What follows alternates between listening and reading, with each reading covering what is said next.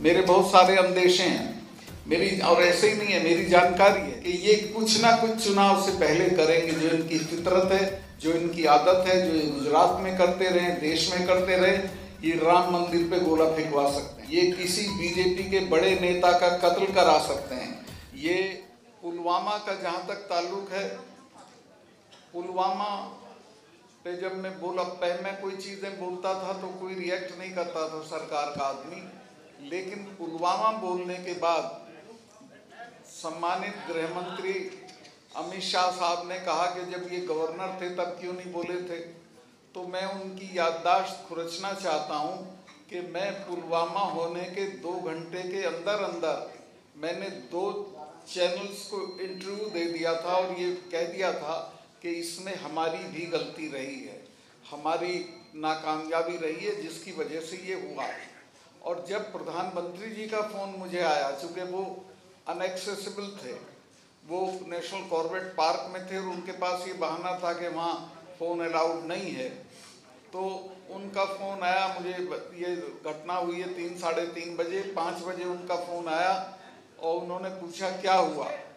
तो मैंने बताया कि साहब इस तरह से हमारे इतने जवान शहीद हो गए और ये हमारी गलती की वजह से हुआ, हमारी लापरवाही की वजह से हुआ।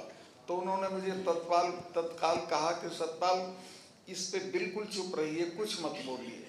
फिर 2 घंटे बाद नेशनल सिक्योरिटी एडवाइज़र जो हैं अजीत डोभाल साहब, वो मेरे क्लास फेलो भी रहे, लॉ में हम साथ पढ़ते थे, उनका फ़ोन आया कि सतपाल भाई इस पे कुछ बोलना नहीं है आपको। मैं समझा शायद ये कोई जांच वाँच कराएंगे, तो मैं उसको प्रिजुडिस नहीं करना चाहता था, मैं नहीं बोला। लेकिन आज तक ना कोई जांच हुई है, ना कुछ बताया गया है, ना कोई पब्लिक डोमेन में कोई चीज़ आई है, और उसको दफन करके पाकिस्तान की तरफ मोड़ दिया, चूँकि चुनाव में वही चीज़ सूट करती थी, तो उसका पूरा चुनाव के लिए इस्तेमाल किया गया। माननीय प्रधानमंत्री जी ने उसी दिन 5:30 बजे एक मीटिंग एड्रेस की रुद्रपुर में इलेक्शन की टेलीफोन से, उसमें भी पुलवामा का उन्होंने कोई जिक्र नहीं किया। जहाँ तक पुलवामा के नताइज का ताल्लुक है, वो बहुत भयानक है। पुलवामा के होने के बाद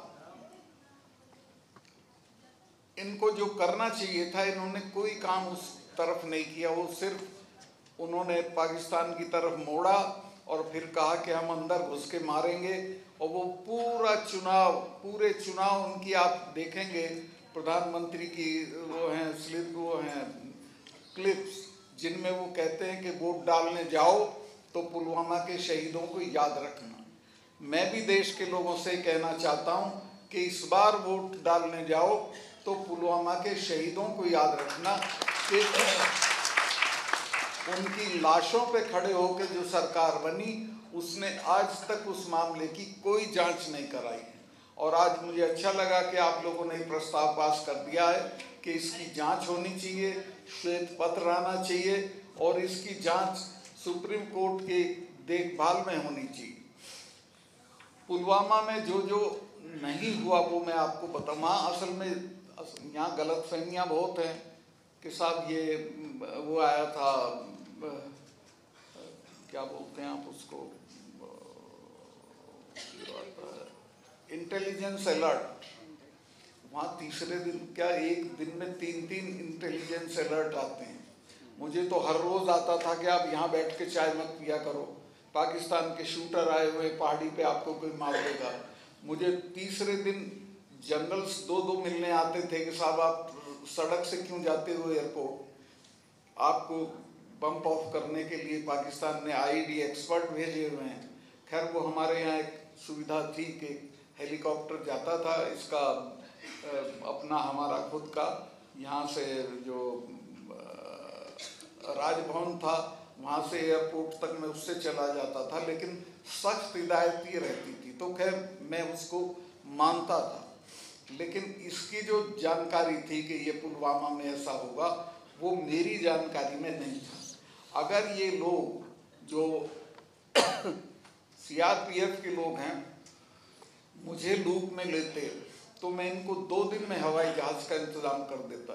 इनकी एप्लीकेशन 4 महीने तक पड़ी रही होम मिनिस्ट्री में कि साहब हमको इतना बड़ा कॉन्वॉय है वो नहीं जा सकता, अदरवाइज उसके लिए 5 जहाज चाहिए।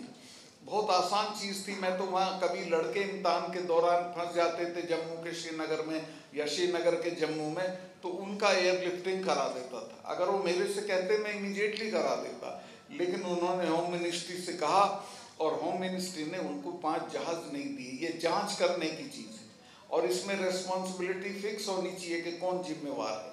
अगर ये कॉन्वॉय नहीं होता और उससे जहाज से लोग आए होते तो कोई जान का नुकसान नहीं होता। इसमें ये भी एक गलती हुई। मैं गया था उस जगह जहाँ विस्फोट हुआ था, उस एरिया में 10 किलोमीटर की दूरी पे दोनों तरफ 8-10 लिंक रोड मिलती हैं मेन हाईवे में, एक भी मैन नहीं थी, कहीं भी कोई जिप्सी नहीं खड़ी थी ट्रैफिक को रोकने के लिए कि भाई हमारा कॉन्वॉय जा रहा, आप इसमें मत आइए। जबकि मैं हमारी जो फोर्सेस आती थी तो मैं श्योर करता था कि उस दिन कोई सिविल ट्रैफिक हाईवे पे नहीं जाएगा, और उसका नतीजा ये था कि सेफली चले जाते थे। उस दिन कोई मैनिंग नहीं थी, कोई उसका क्या बोलेंगे सैनिटाइजेशन नहीं था सड़क का, और वो गाड़ी आई और बेफिक्री के साथ जाके उसने टक्कर मारी और शहादत हो गई हमारे जवानों की। और अब तक उसमें किसी भी आदमी को जिम्मेवार नहीं ठहराया गया, क्योंकि इतनी लैप्सेस हैं उसमें कि बहुत सारे लोगों के सर रोल होंगे, लेकिन अभी तक कुछ नहीं किया गया। मैं उनको, माननीय गृह मंत्री जी को ये कहना चाहता हूँ कि उस वक्त के मेरे 2 बयान देख लें जो मैंने उसी वक्त पुलवामा होने के 2 घंटे के अंदर 2 इंटरव्यूज मैंने वहाँ एक चैनल को, 2 चैनल को दिए थे कि ये हमारी गलती से हुआ है, इसमें हम जिम्मेवार हैं।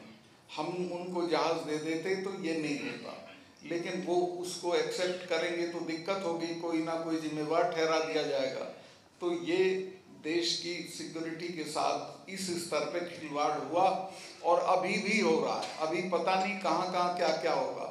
मेरे बहुत सारे अंदेशे हैं मेरी, और ऐसे ही नहीं है, मेरी जानकारी है कि ये कुछ ना कुछ चुनाव से पहले करेंगे। जो इनकी फितरत है, जो इनकी आदत है, जो ये गुजरात में करते रहे, देश में करते रहे, ये राम मंदिर पे गोला फेंकवा सकते हैं, ये किसी बीजेपी के बड़े नेता का कत्ल करा सकते हैं, ये अपना भारत पाकिस्तान की मेरी डेफिनेट जानकारी है कि हमारे एनएसए दुबई क्यों जा रहे हैं बहुत जल्दी, वहाँ पाकिस्तान के जनरल से बात करते हैं और मिली जुली कुश्ती करेंगे कि हम 4-5 दिन के लिए घुसेंगे फिर हम आ जाएंगे, आप रिटेलिएट मत करिएगा।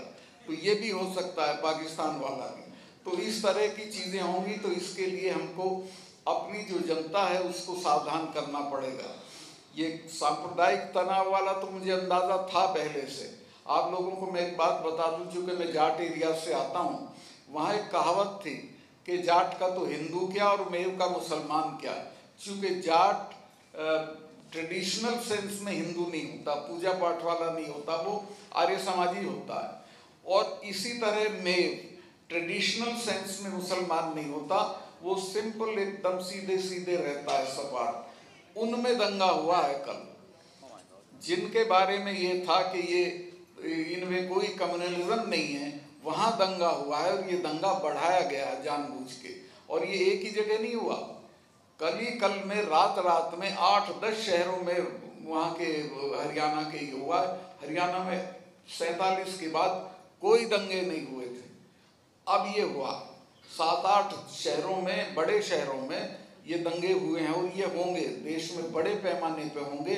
तो मैं आपके माध्यम से देश की जनता को, लोगों को सावधान करना चाहता हूँ कि सब अप्रत्याशित चीज़ों के लिए तैयार रहिए और ये समझ जाइए कि ये आपको बेवकूफ़ बनाने के लिए चीज़ें की जा रही हैं, वोट के लिए की जा रही हैं।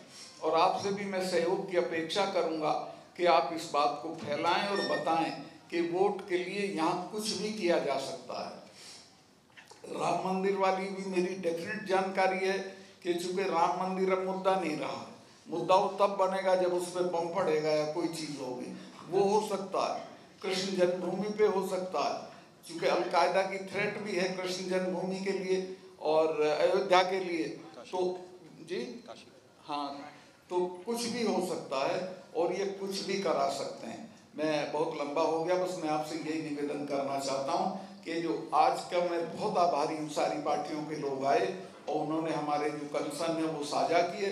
उनसे मैं कहूँगा कि वो चूँकि जनता के बीच में हैं, वो जहाँ जहाँ जा रहे हैं इन सवालों को, इन मुद्दों को उठाते रहें और जोरदार तरीके से उठाते रहें, तो देश बड़ी ट्रेजेडी से बच जाएगा।